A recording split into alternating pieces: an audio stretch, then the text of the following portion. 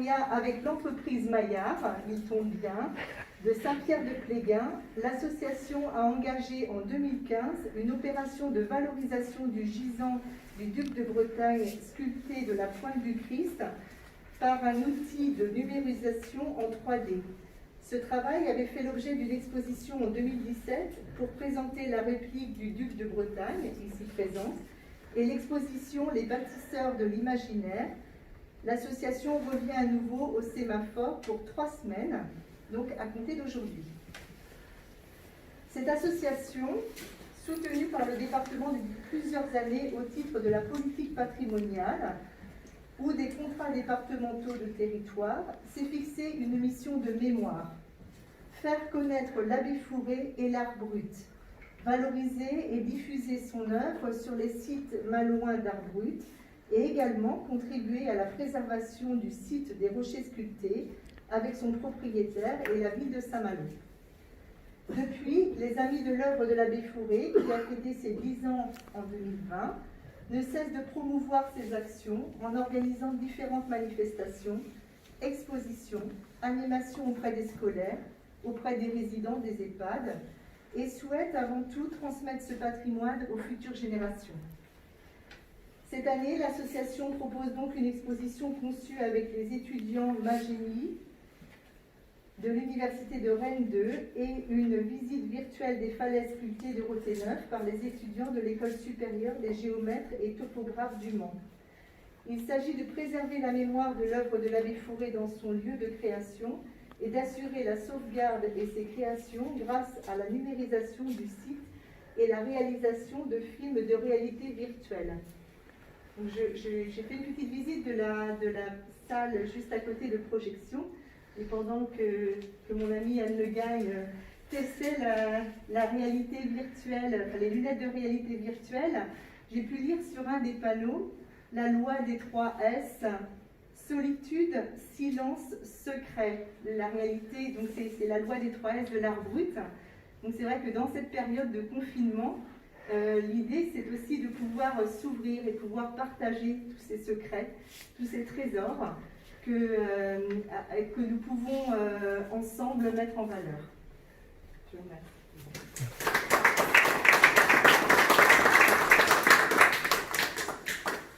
Est-ce que vous voulez rajouter quelque chose, Madame Le Gagne? Non, vous dire, cher Joël, chère Madame la Présidente, chers les élus, chère Béatrice, chers les professeurs, tous les entrepreneurs qui sont dans cette salle et toutes les personnes qui sont présentes ici, l'immense bonheur que moi j'ai d'être ici.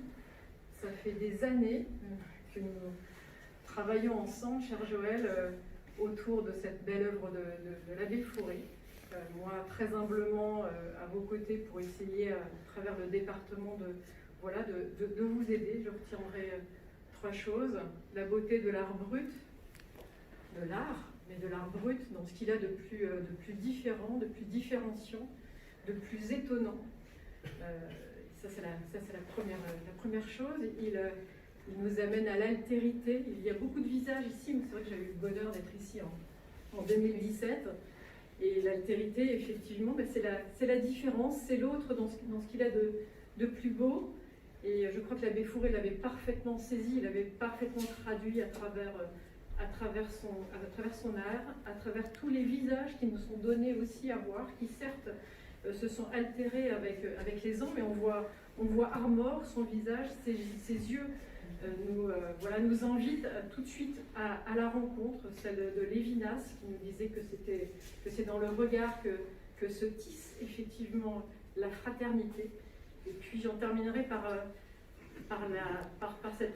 cette modernité que vous avez amenée, alors grâce à l'ESGT, grâce à l'entreprise Maillard, grâce à l'université de Rennes 2 qui est à vos côtés. Effectivement, vous nous permettez aujourd'hui, vous permettez à l'œuvre de l'abbé Fourré d'être parfaitement ancrée dans la modernité, dans le vivant, je dirais, et dans l'aujourd'hui. Et ça, c'est absolument merveilleux. Du fond du cœur, un immense merci parce que vous participez à travers votre œuvre aussi, Joël, à travers votre détermination à faire que les lumières ne s'éteignent pas. Merci.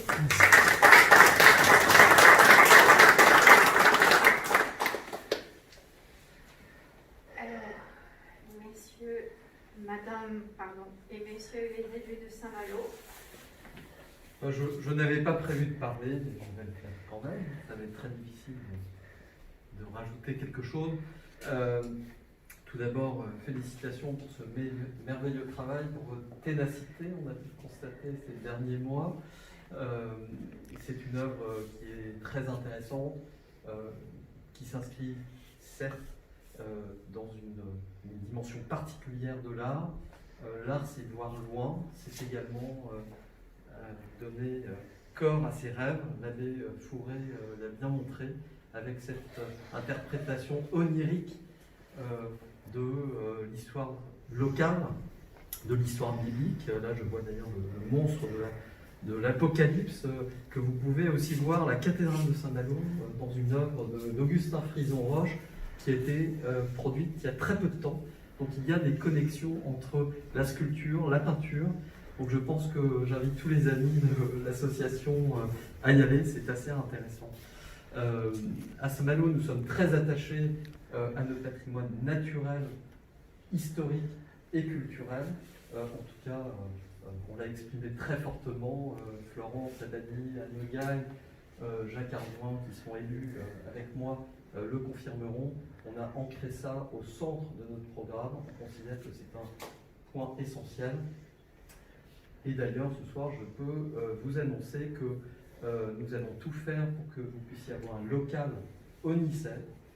Les études ont été lancées, je défends ce dossier, ce qui permettrait d'avoir un point permanent d'exposition, un centre d'interprétation de l'œuvre de l'abbé Fourré, dans un site remarquable, proche des rochers sculptés et proche du site de la Varne, qui a fait l'objet, avec le Conseil général, le Conservatoire du littoral et la ville de Saint-Malo, d'une réhabilitation admirable. Donc, le centre d'interprétation de l'abbé Fourré sera le point de départ de cette découverte du site. En tout cas, on le souhaite, les études ont été lancées. Et on espère pouvoir vous confirmer lors de votre assemblée générale le 14 novembre ou avant que c'est possible.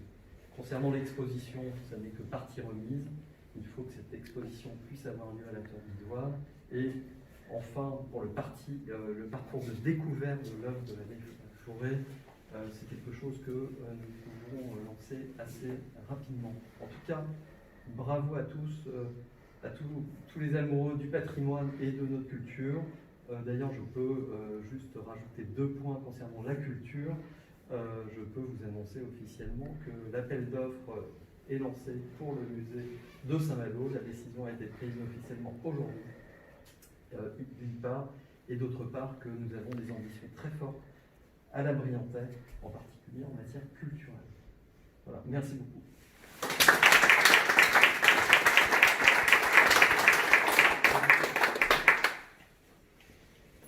Est-ce que Abadi ou M. Ardouin voulez rajouter quelque chose? Non, tout a été dit parfaitement. Merci. Bravo. Donc, bien évidemment, ce qui vient d'être dit est très important pour nous. C'est aussi important pour l'ensemble de nos membres parce que nous avons quand même quelques difficultés.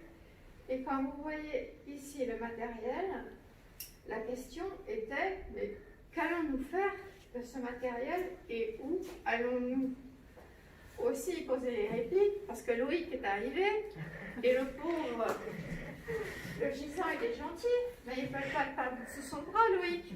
Donc à chaque fois c'est un camion, enfin, voilà, c'est tout un ensemble de choses et ça devenait très difficile. Donc, M. Bastien, merci beaucoup pour cette annonce. Elle me va particulièrement droit au cœur et j'espère pouvoir rapidement monter d'autres projets pour l'abbé. C'est un peu mon rôle. Loïc, Non, si tu veux bien, on dirait que tu nous parles du monstre de l'Apocalypse. je sais pas si je peux simplement dire que ce projet-là me tient à cœur, que ce soit pour moi-même ou pour mes salariés, où franchement on a découvert l'art brut. C'était pas une notion, c'était pas quelque chose que nous on avait dans notre quotidien à travailler. Ça a été déjà une recherche artistique, ça qui est déjà très bien. Ça a été aussi quelque chose, une recherche humaine, parce qu'on a découvert l'association, le mérite et le travail qu'elle a pu faire depuis X années. Il y a eu un partenariat aussi avec le département, un partenariat aussi avec les archives départementales, avec Pascal Tumoine, où il a fallu travailler sur le projet, sur les recherches, et ça a été très enrichissant. Et je peux simplement dire une chose, c'est que ça m'a donné l'envie de découvrir l'art brut, à tel point que je suis parti en vacances en Suisse, visiter le musée de Lausanne, qui est remarquable, et que je crois qu'on a réellement la chance d'avoir dans notre région un site aussi beau. Donc voilà. Merci. Juste avant de terminer, je voudrais vérifier si M. Perrin est arrivé. Non. Non. Pas arrivé. Donc on va l'excuser, il est certainement sur la route. Alors, bien évidemment, il était de coutume de partager un moment convivial. Malheureusement, nous ne pourrons échapper à cette nouvelle discipline, mais nous restons à votre écoute pour répondre à vos questions ou bavarder avec vous. Aussi, je vous invite, ceux qui ont encore un petit peu de temps, à vraiment aller tester la visite virtuelle, parce que je pense que c'est permettre aussi de découvrir cette œuvre autrement. Voilà. Merci à tous pour votre attention.